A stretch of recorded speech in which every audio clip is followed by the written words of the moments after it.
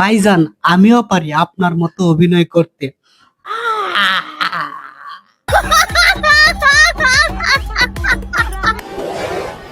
আমিও পারি। হাই, আমি ফারুক। আপনারা দেখছেন এফকে বিনোদন। চলতি বছরে মুক্তি পেয়েছে কয়েকটি বস্তা পচা সিনেমা, যে সিনেমাগুলো নাটকের থেকেও বাদ। সেই সিনেমাগুলো হলো কন্যা, গুয়ার, অন্ধকারে আলো, আমার শেষ কথা, ডাইরেক্ট অ্যাটাক, বান্ধব। সম্প্রতি মুক্তি পেয়েছে গুয়ার সিনেমাটি, আর সেই সিনেমাটি নিয়ে আজকে আলোচনা করতে চলেছি। এই সিনেমাটি পরিচালনা করেছেন রাকিবুল আলম রাকিব।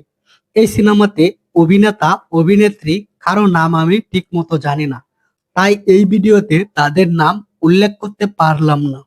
সম্প্রতি এই সিনেমার ট্রেইলার দেখেছি, কি বাজে ডিরেকশন, কি বাজে অ্যাক্টিং।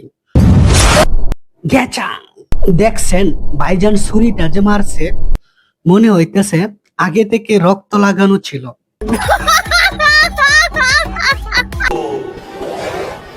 আমিও পারি।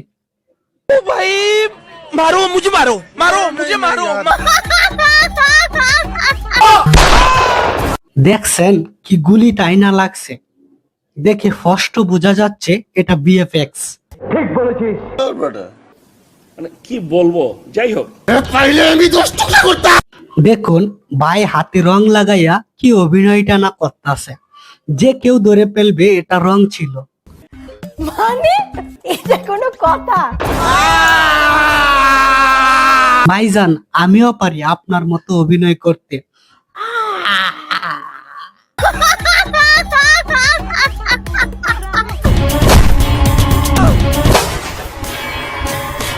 দেখুন, একটু লক্ষ্য করলেই আপনি ক্লিয়ার বুঝতে পারবেন রক্ত কিভাবে সর্পর মতো, মানে সাপের মতো বেয়ে বেয়ে আসছে।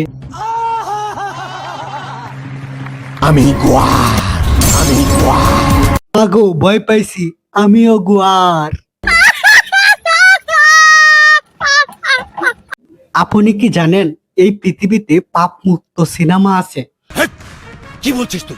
একটু খুলে বলুন। যে সিনেমায় অভিনয় করেছেন এই বাইটি, আল্লাহর কসম, একদম কোরআন শরীফের উপরে হাত রেখে বলি, এটা আসলে একটা পাপমুক্ত ছবি। এই ছবি করতে গিয়ে মানে কোনো অ্যাক্টর, কোনো ডিরেক্টর, কোনো প্রযোজক একটা মেয়ের হাত পর্যন্ত ধরে নাই। সঙ্গে ফাজলামি করবে না। মানে এটা কোনো কথা? তো বন্ধুরা, ভিডিওটি আজ এই পর্যন্তই। ভিডিওটি ভালো লাগলে অবশ্যই চ্যানেলের সদস্য হয়ে সাথে থাকবেন। দেখা হবে পরবর্তী কোনো ভিডিওতে। বাই।